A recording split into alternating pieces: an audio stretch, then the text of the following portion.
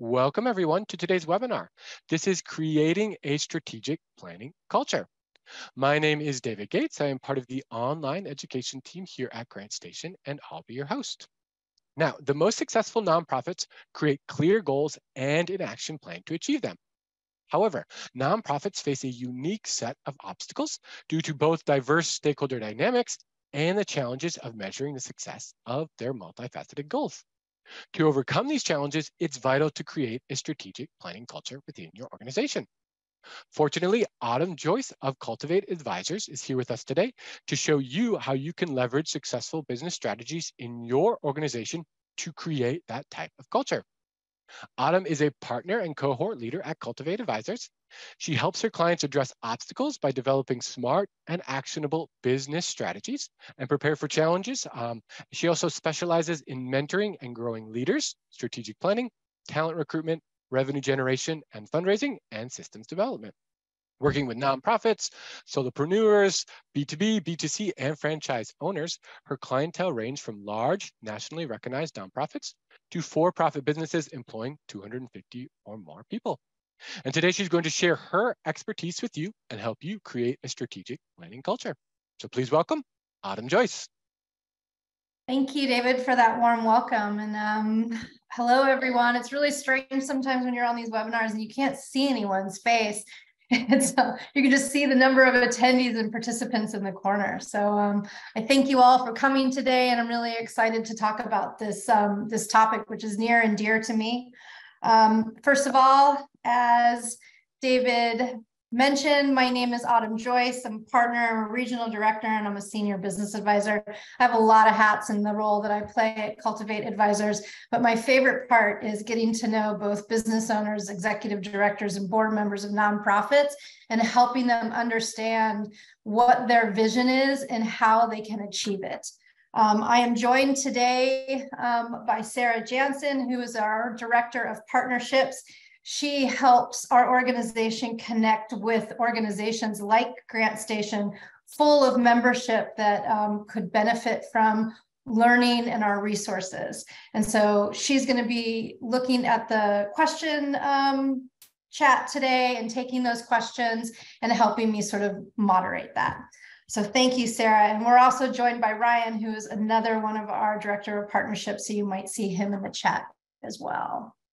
All right, so to start off, Cultivate Advisors, our mission is to partner with committed entrepreneurs and nonprofit executive directors in propelling their organizations beyond their expectation. We take that mission very seriously. This is a great picture of us that was just taken on the beach in Mexico at our annual retreat, where we get together and talk about our goals for the following year and how we are going to achieve them.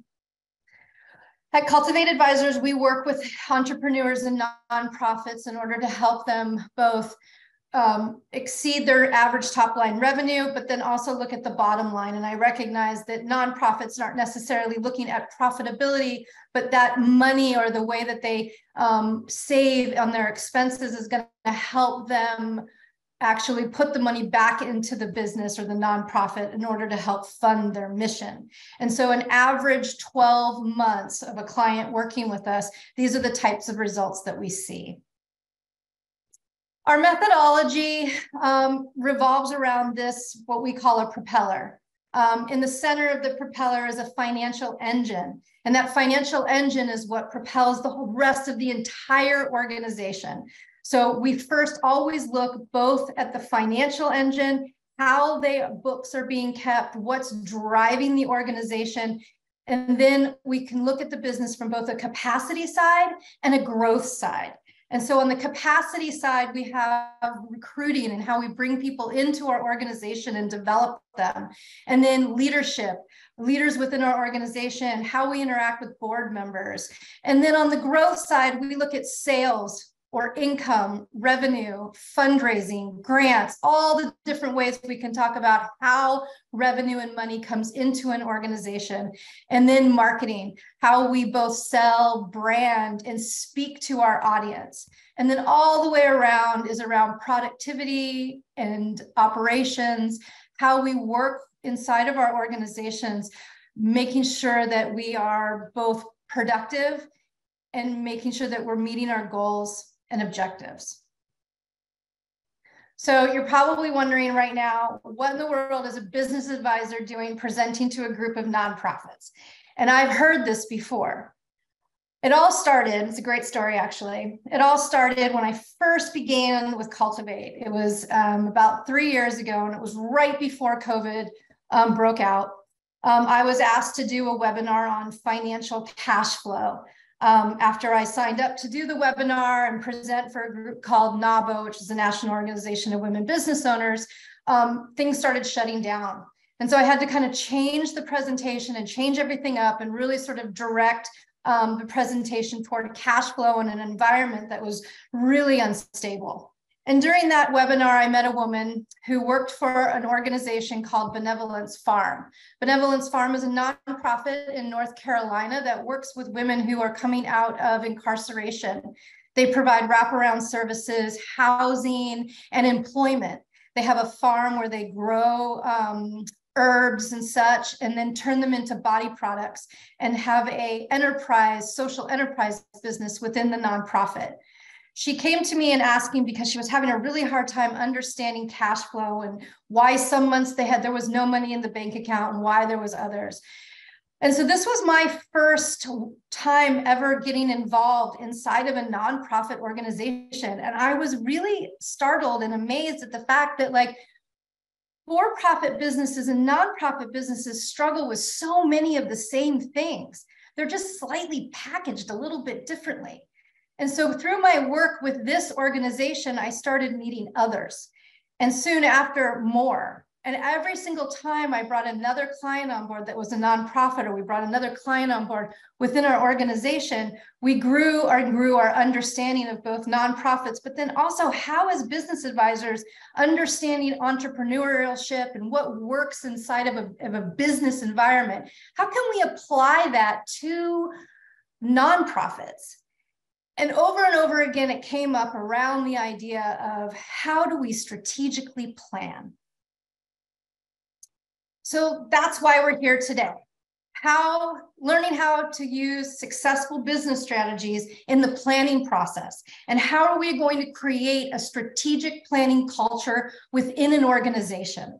And so today I'm hoping that by the end of this webinar, our outcomes would be that you guys all have a bit of an understanding of how to build that performance culture and goal setting, and how to tie yearly financial plans to measurable goals, and take away some actionable items that you can implement inside your organizations, or take away further questions that you may have that you want to learn more information about.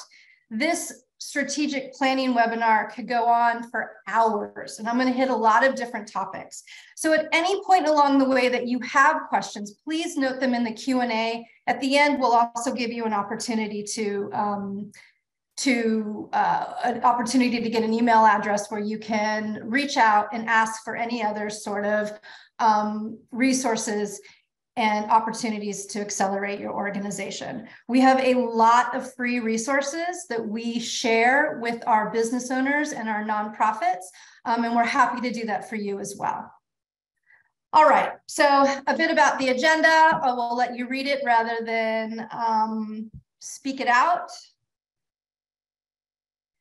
And while we're waiting, let's look at this. So I want to know, what is one thing you were hoping to get out of the next hour? When you saw this title in the webinar at Grant Station and you said, yes, I'm going to sign up for this, what was one thing you were hoping to get out of? What was one thing that you were interested in learning about strategic planning?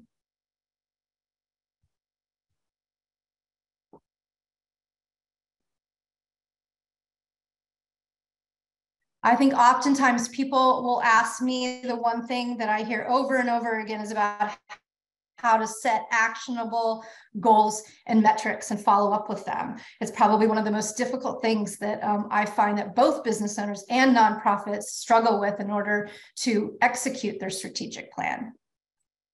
All right, and while those are coming in, I'm going to keep moving. All right, so the start of any sort of strategic planning process, we always want to start with a very clear mission and vision and values. And I want to just stop here for a second, because this is where I have found that nonprofits absolutely excel. They spend so much time getting really clear about what their mission is, what they value within that, and what is their vision for their organization, and how they are actually going to help the people that they're serving. This vision and mission typically run deep through the organization. Because they're not a for-profit, the reason why people join them and want to work with them, or why the executive director is there, why the board members are volunteering, is because of the mission. And so I use the things I've learned from how nonprofits set mission and vision in my for-profit businesses, because you guys really understand the importance of a clear mission and a clear vision, and how you then bring that into a planning process. Because once you sit down and set off to plan the coming year, it's really important to have a clear idea of where you're headed. Being able to articulate that clear idea to the entire organization, your board, and also all of the stakeholders that are involved in it. Defining what that mission statement looks like, and being able to collaboratively, as a group, as an organization, stand behind it. But that's usually where it stops. Once you've decided on what that mission and vision and culture should be within the organization, it becomes a struggle then to implement that into a strategic plan. How do we actually realize our mission? How do we get to where we want to go? And what does that look like in terms of 1 year, 2 years, 3 years? Most times people's vision is far off, but we want to bring it down into more simple, strategic, yearly goals, and a planning process that can be implemented throughout your entire organization. So, first thing, we're going to take a poll. So, who in your organization right now is involved in your strategic planning process?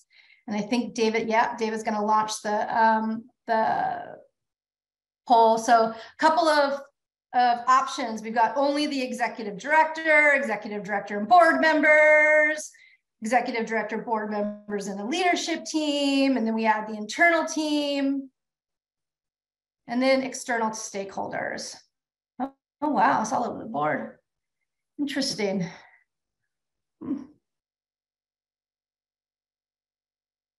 We'll let a few more trickle in, and then we'll end the poll. Wow, so it's a pretty even split here between executive directors and board members, and then executive directors, board members, and leadership team is bouncing around a bit, but yeah, that's pretty much those two. All right, well, today we're also going to focus on how to involve the internal team. And if you still see this poll in front of you, all you have to do is click out of it. And there we go. All right. All right, so I think starting off, one of the benefits of having a strategic planning culture and how we involve both our leadership teams and our executive directors, our board members, our internal teams, and even our stakeholders is that what happens when you involve all of these people is that you have increased engagement. People are part of the decision-making process and understanding the why behind why are you setting these goals and setting these benchmarks in order to the things that you want to achieve. But more so than anything, it actually involves having greater accountability in achieving those actual organizational goals. And so when team members, all the way down past your leadership team, but team members, even volunteers, when they understand the why behind the organizational goals, or they're part of actually setting those goals, they have increased accountability in terms of achieving them. And that is what a planning culture, a strategic planning culture looks like when it resonates throughout the entire organization. So, strategies for engaging them. So I like to think about conducting focus groups and sending surveys, holding town meetings, or even team meetings in order to engage them in their opinions and what they believe should be goals and metrics on their own, what they should be actions that the organization can take in order to reach their vision. Engage them, ask them in any way that you can. The role of the leader in the team building is about making sure that you're empowering the staff and the board members to be actually taking ownership.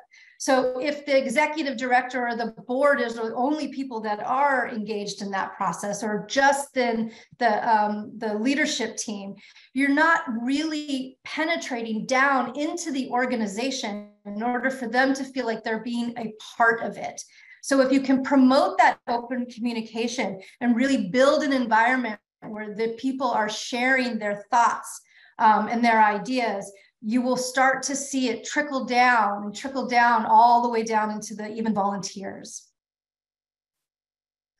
So the implementation of a culture of strategic planning is really all around. The bottom line is about implementing a process in order to communicate and setting realistic goals, and then actually tracking and monitoring and evaluating progress toward those goals. And we're going to talk a lot today about each one of these things. So this is where we talk about how some of the business strategies that we use in for-profit businesses can be leveraged in strategic planning in a nonprofit organization, and particularly how those strategies help build a culture of performance and accountability and strategic planning throughout the entire organization. I think the first one, we come back to this propeller that I shared before. And I'm going to break some of these things down in terms of these propeller blades. And first, starting off again with the center of this propeller, which is the financial engine. So every good strategic plan needs to absolutely have a forecast. And a lot of times people think of forecast or a budget as just numbers on an Excel spreadsheet. But it's really important that you understand all the different parts of the organization and pull them into that forecast as well. And so this is where I think business planning or for-profit businesses really excel. So these are some of the things that I've found. First off, in a forecast, we obviously need to understand the income generation. And then we need to understand the people plan. And the people plan isn't just the people who are in the organization now, but the people who are going to be hiring throughout the year. We need to understand our marketing budgets and what we can spend on those things. We need to understand what our sort of capital improvements or our operations expenditures are for the year. And overall, are we using our people in the most productive way possible in order to reach our goals? Now, those sound like a lot of business words, but honestly, every single one of these areas has different tactics that we can use in order to optimize in your forecast within your strategic plan. So in terms of income streams, in terms of sales or revenue, there's fundraising, there's grants, maybe social enterprise, a lot of different ways nonprofits can bring revenue into an organization. And when I'm working with nonprofits, we break it down by revenue segment, but then also we're looking at what new income streams we can create, but then more so it's maximizing the existing income streams. Are we getting the most out of what we're currently doing? We call it the low-hanging fruit. It's a lot easier to maximize something than it is to go out and create something completely new. And maximizing existing income streams typically looks at around how do we use our people in order to set clear goals and accountabilities around what kind of income they are responsible for generating. So it's around goals. and then follow up to those goals, and training and support in order to be able to deliver those goals. And then always tied back to incentives. And I just recently was working with a nonprofit, NAMI, the National Organization of Mental Illness, in their Delaware chapter. And they were hiring an executive business development director. And we developed a compensation program that was actually tied to incentives and a commission-based compensation program that you would normally see in a for-profit business. And I introduced the concept of being able to tie business development to an incentive in order to meet someone's compensation expectations. And it was very much a for-profit strategy developed into something that could work inside of a nonprofit.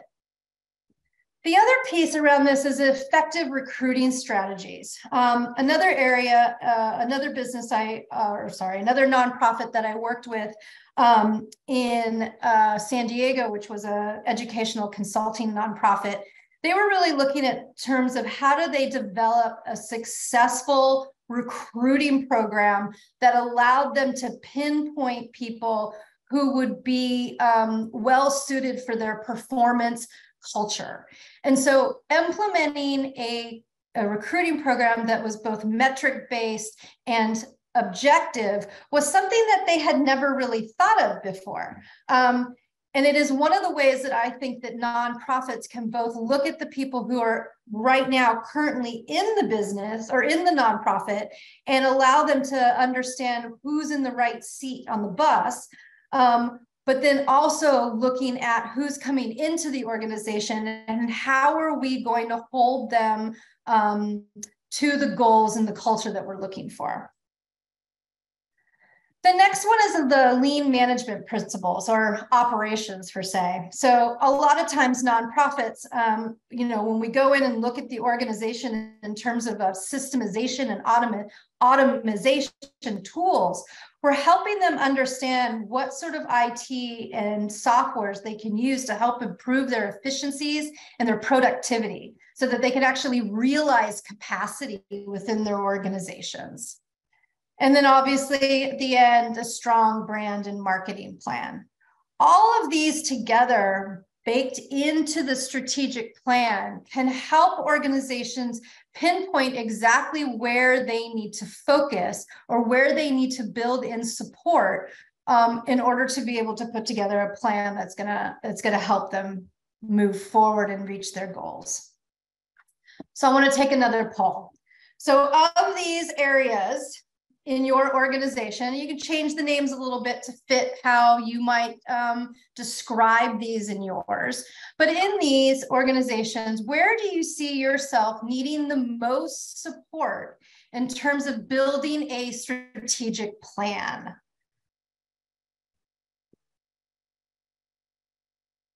Wow, these are all over the board again. Operations.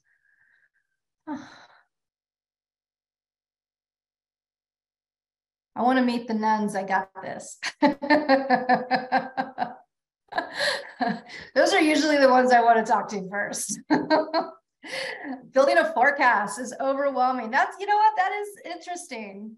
Yeah, forecasting is really difficult. And I think forecasting, people can, I've seen nonprofits, they can build budgets, right? They have to build a budget to get it past a board, to establish funding, all of those things. But what I think a lot of nonprofits struggle with, and actually for-profits too, for that matter, is how to tie in all of the pieces and how to look about both on like a 1, 2, 3, 4 year plan out and be able to plan people and how to go after certain revenue streams. Where is the opportunity? Where should we be spending our funding? And interesting, after that is around operations and capacity, productivity and capacity. Productivity and capacity is almost a financial equation in my mind. When I think about productivity and capacity, I think about a giant spreadsheet and how do we really optimize the people within our organization to make sure that we're getting the most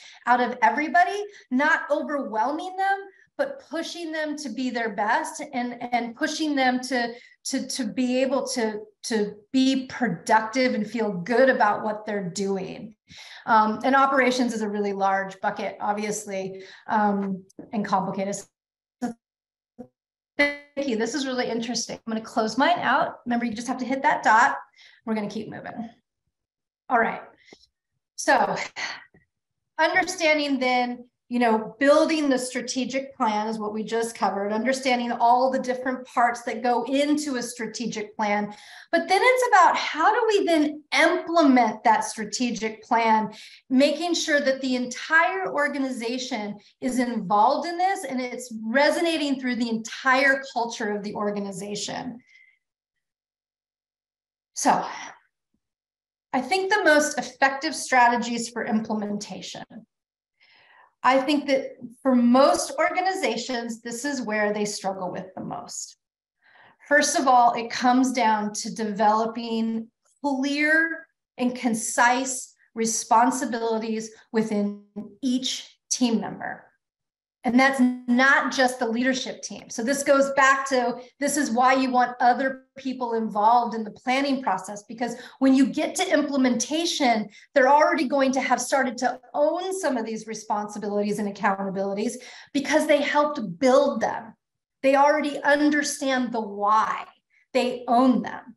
So making sure that everybody understands what their role is in this process and where they're headed. Everybody on the boat knows where we're going.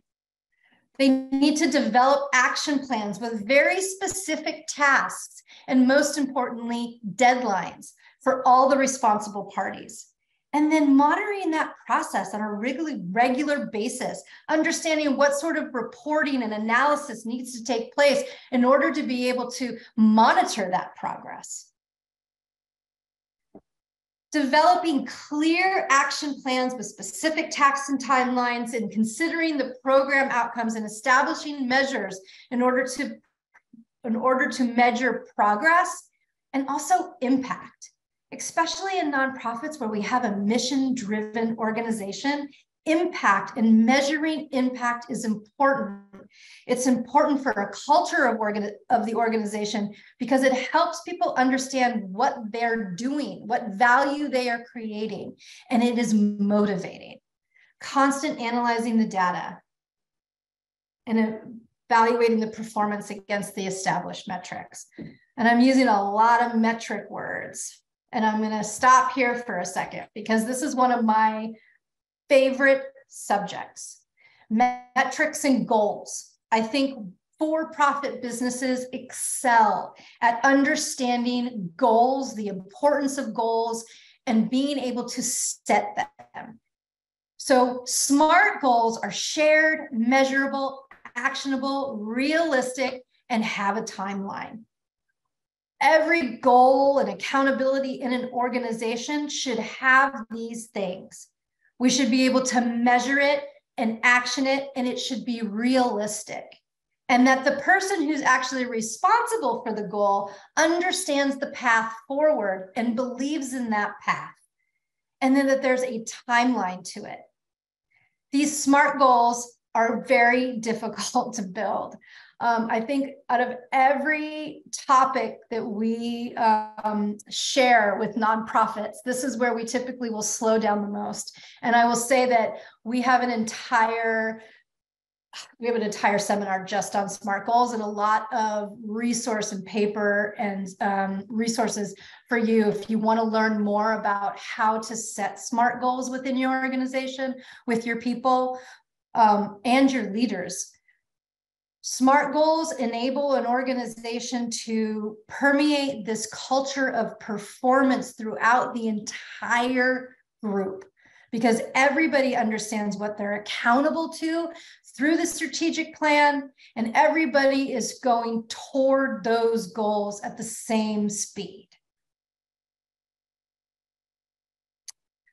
Making sure that the goals are aligned with the strategic plan so that everything rolls up, that everyone understands what those goals are and that they're communicated throughout the entire organization, and that we're constantly evaluating understanding where we are against those, and then adjusting the strategic plan if needed. You know, for-profit businesses and nonprofit businesses oftentimes forecast or tweak a forecast or a budget many times during the year. It's no different throughout the organization. Organizations can stop and they can look at the goals that they've set on a quarterly basis, on a monthly basis, and decide maybe it was just too big. Maybe the goal needed to last longer. Maybe the timing was wrong. It takes a little while to get this right. I have never seen an organization who has put together a strategic planning process that went through their entire organization in a year and was completely successful. Never. It takes multiple years of executing this and tweaking it in order for it to be successful across the entire organization. So I think one of the other areas is that through success stories, and when you slow down and you share the wins and you get people excited to be challenged by their goals and be excited about meeting those goals and being able to celebrate and share and experience, we call them shout outs. We do this all the time within our organization, is where we shout out other people and we give people an opportunity to get excited about other people's success. And it starts to build this culture of owning your goals, being excited about being challenged and celebrating wins. And on the other side of that is when you have failures or when you don't meet the goal, it's about coaching and support and continuous improvement. Continuous improvement as long as you're making incremental progress towards something. And that's why the measurement and the constant evaluation of these goals is so important.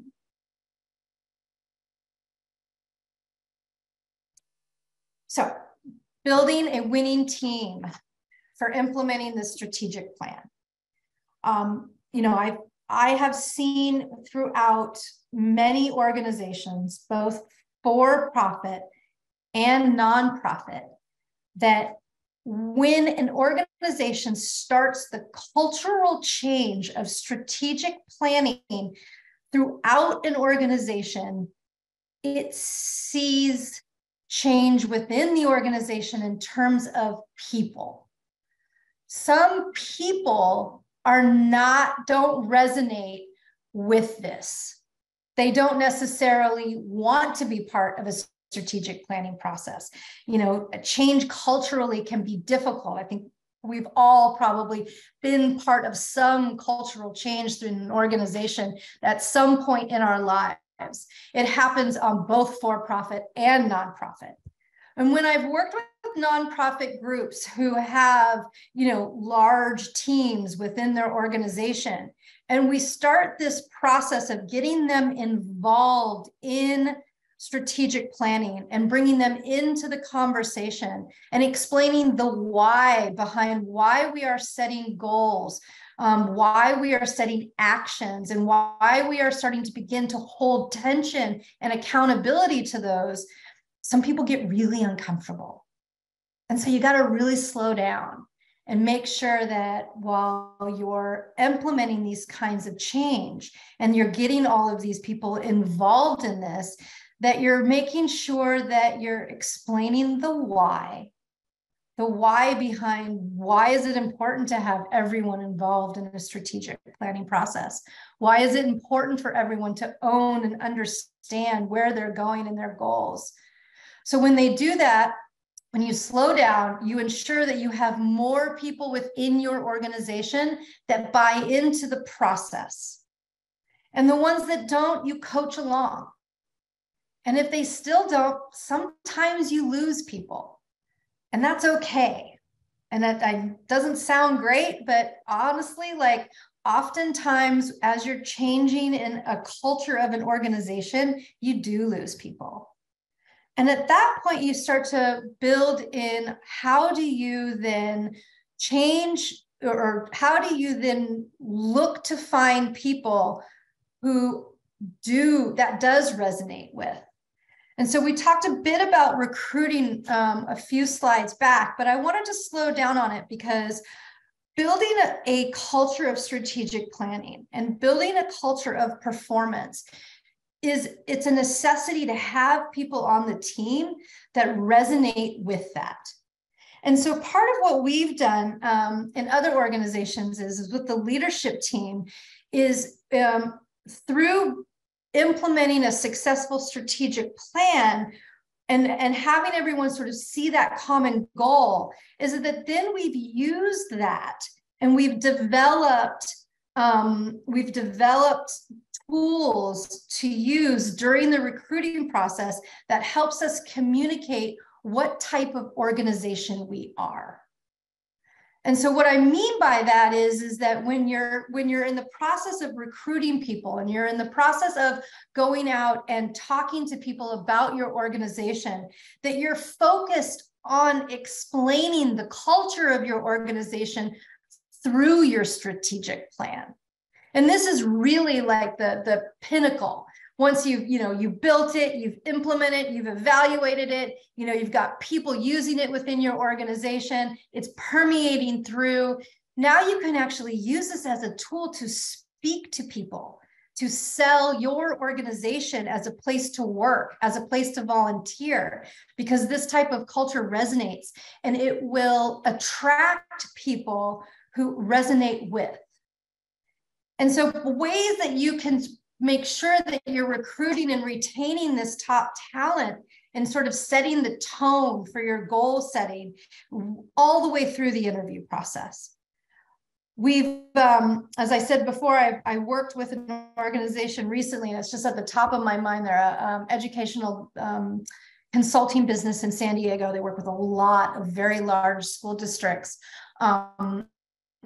And they were wondering why they weren't able to find people to join their organization that were of like mindset. They could find people that loved their mission and loved their vision and could totally resonate with the why behind the organization and who they were serving. But when it came to this culture of planning and being involved and setting goals and performance, they found it really difficult to keep people and to find people that resonated with. And so a lot of the work that we did with them was around how to, for lack of a better word, sell themselves as an organization to their potential applicants. And that was around, again, they were sharing specific examples of the metrics and the goals and the plan that they had built. And it got their applicants excited. And if the applicants weren't excited, well, that wasn't the right fit for them. But they were able to be very specific about performance throughout the interview process. The applicants understood that the job that they were taking had certain performance metrics and certain goals that they were expected to achieve. But it also helped them understand what kind of support they would have in order to meet those goals.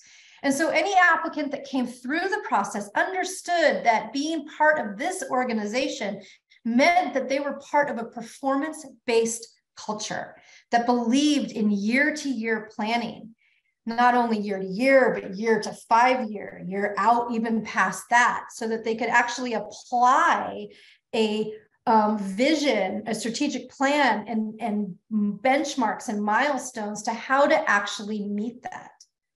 And you would be surprised at how much that resonates with people, not only in the for-profit world, but also in the nonprofit world. All right. Wow, I really ran through that. We're at 2:41 minutes. It's much faster than I thought. All right. So I want to make sure we have an opportunity first to share 2 things that you never want to forget today in the chat. And then maybe if it's not 2 things you never want to forget, but 2 things you want to learn more about. We've covered a lot of territory today, and I want to make sure that you also get the email email address that's on the screen. This is Sarah's email address. This is a way for you to get a hold of her. It'll also come out in an email from us to all of you at the end of this webinar, in order to get a hold of us if you want to book some time, or want to get any sort of more additional information or have questions about anything that I talked about today. Like I said, we have a lot of different resources that are free. We also offer what we call a free advising session, in order to take a little dive into your organization and sort of understand better some of the things that you struggle with, in order for us to help identify some of the areas that you might need support. And it's free. And so I always say to people, there's no reason why you shouldn't take us up on it. It's not a sales pitch, if you're wondering. All right. All right, Q&A, questions. Does anyone have any questions? Yeah, so perfect. Thank you, Autumn. So it looks like there have been quite a few questions in the Q&A and a few in the chat as well. So we'll go through some of these. And then Sarah, if you see any that we don't get to, or you want to highlight, just let me know.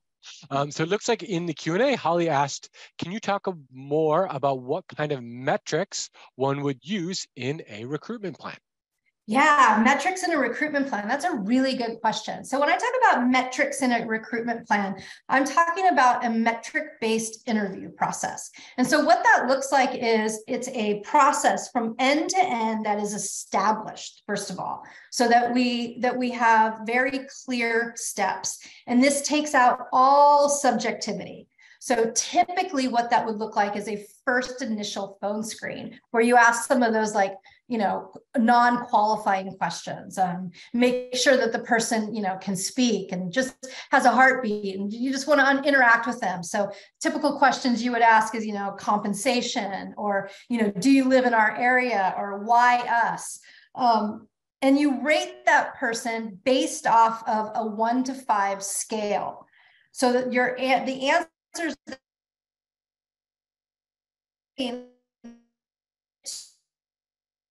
certain thing. For instance, compensation would be that you're in the pocket of they're way below, so that you would rate them low. If they're way above, you would,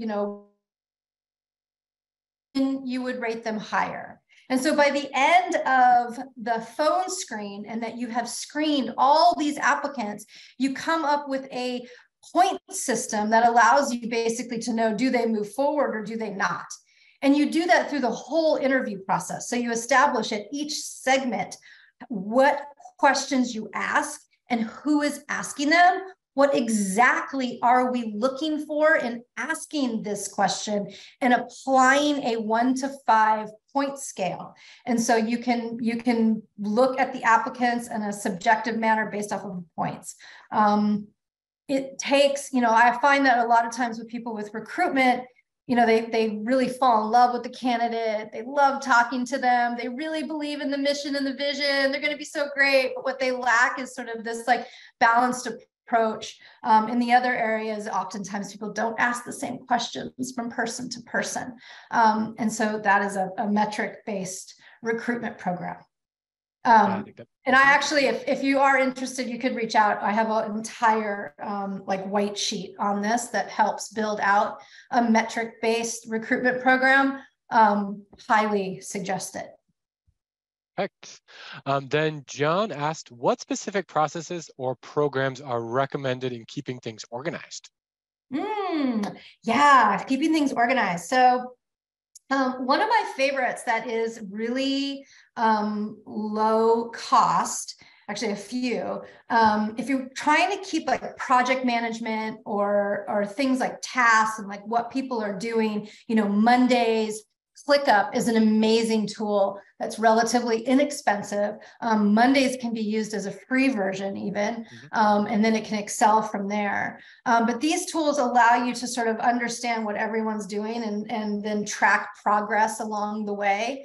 And then there are, in terms of ClickUp, ClickUp actually has spaces where you can house standard operating procedures, processes in terms of like where everybody goes to see certain things. And, you know, a lot of times people establish in terms of like, you know, operational guides or how-tos or trainings and all of these things that organizations sort of have, is they actually start Google Drives, where it's a shared drive where everybody knows where they need to go, all the way up to, you know, more expensive, you know, platforms that hold that stuff for you, which are, you know, can be almost on the enterprise level, depending on the size of your organization.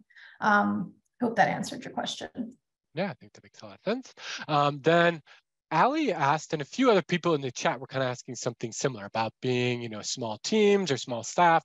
Ali says, do you have any recommendations for a nonprofit with, you know, one staff member? Some of our board members are involved with fundraising, but not many yet. For more context. Yeah, so I think all of what I talked about today applies to a really small organization with one or two people. You just have to sort of like bring it down, right? Like you've got to, but it still is about setting the goal. And oftentimes in smaller, much smaller organizations where, you know, your board members are also fundraising and bringing in, I'll just keep calling it revenue, bringing in dollars, income, you can still set goals for everyone. Everybody can still have a clear accountability. It's just going to be a smaller number. But there's also, you know, you can look outside of that into how do you get other people involved? Maybe it's volunteers. How do you get them involved in the process of being able to then go out and fundraise? Because a team in a nonprofit isn't always just the paid employees. A team in a nonprofit can also be volunteers.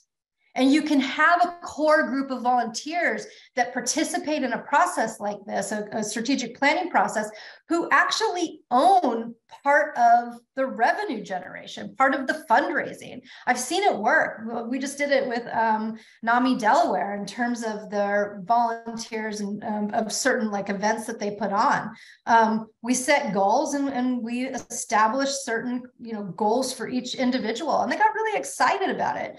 So I don't think that people, you know, should be, or nonprofits should be scared of trying to implement that culture across their volunteers as well, especially if you're small. It just takes a clear plan and some intentionality. I think that's great tips. Then Patrick said, is there a template for a strategic planning process, or do you think it's kind of dependent on the organization? Oh my goodness, I am so glad you asked that. I was talking to David earlier today. There is a template. We follow, it's actually this next step to this webinar is that workshop. And we run it quite a bit during both the end of the calendar year in the fourth quarter, and then the end of the fiscal year for nonprofits. And it's all around, you know, step by step, how do you implement this in terms of individuals and how to set very specific goals. So yes, and if you, I think we took the question, Sarah, so we can reach out to, or I'm sorry, I forgot your name, but you can reach out to Sarah and I can actually send you the template and the webinar that it goes with. Perfect. There was another question in the chat that a few people responded to, so I want to make sure we get that one. So they said, a lot of this advice seems tailored to EDs or CEOs and others in formal leadership roles. But I know I'm not the only one on the call who isn't in that position. How can we manage up to implement some of these ideas? That's a really good question. You know, I first think just sharing what you experienced here and what you heard. I think that's the first step in sort of opening up people's eyes to a different way of thinking around strategic planning. Sharing this webinar with them would be a great step as well. And talk about it, share it, get people excited about it and tell them why you're excited about it. You know, I think that, you know, sometimes it can be, I don't want to say scary, but sometimes it can be uncomfortable leading up. But I think if you are intentional about explaining the why behind why you want to share it, what was exciting about it, it can help them understand, and get interested in it as well. I think that's great advice. Yeah. And yeah, I just kind of bounce off that. Everyone will get the recording. So one way you can do that is share the recording. And there were a few questions or a little bit in the chat about getting the template for that strategic planning process. And I think they want to contact you, Sarah, correct? Can you drop your email one more time in the chat just for everyone so they have that? And then there was one last question there, Autumn. You talked about not everyone wanting to move forward with strategic planning and coaching, and coaching the slow movers along. Any tips on working with organizations that have old and new staff members on different pages? Ones that want change, others that don't. I'm a grant consultant facilitating strategic planning. Any tips? Yeah, we work a lot with that, changing mindset and helping people along. And, I think that the most important piece to me is always, and I've said this quite a few times today, I'm going to say it again, is explaining the why. And if you can help someone who might be upset that you're moving their cheese or changing the way that they're thinking, especially people who have been in organizations for a long time and have a difficult time changing. If you can explain the why and tie it to the why, tie it back to the mission and vision, tie it back to the fact that, if we change, if we make these changes, if we're able to experience growth and more revenue, income, fundraising, grants, whatever it is, if we're able to experience growth in that area, we are able to share that mission with more people. Because in the end, that's what it's all about. It's about growing so that you can share your mission with more people. And if that doesn't resonate with everyone, then it's kind of time to sort of take check at the fact that it might not be for everyone. Sometimes change brings people change as well. And that's what I was hitting on, was that identifying who those people are, trying to support, trying to connect those things, being able to give them some goals and help them sort of along the way of these just incremental small bits of change, and not trying to push it all at the same time, but being really intentional with the slow movement. If that doesn't work too, then, sometimes it's just not for everybody. Makes sense. All right. And I think we have time for one last question. And I think it's a good one from Henry. How do you keep the strategic culture going once the written goals have been achieved? Yeah, so it's a couple of different things. So strategic planning culture is something that should just be alive in the organization at all times. And really, once the goals have been, written down, there's about actually then tracking those goals, talking about those goals, continually looking at success. And then it's about going through this process on a yearly basis. So you're always looking back at results, but then you're also planning forward over and over again. And so we look at it in terms of a 90-day review process. And this is part of implementing a strategic plan within an organization and on a more micro level. At a 90-day intervals, you're always looking back at success as an organization and where you might have fallen and failed, because failure teaches us a lot. And then looking forward as to how you're going to tweak the plan moving forward, reset the goals, and keep moving. And you're constantly doing this. It never stops. And it's when people stop the process and take their eyes off the goals and off the results is when the process falls apart. Visit GrantStation to see our latest online education offerings in the form of live webinars, interactive workshops, and on-demand learning. GrantStation.com, your fast track to funding and online education.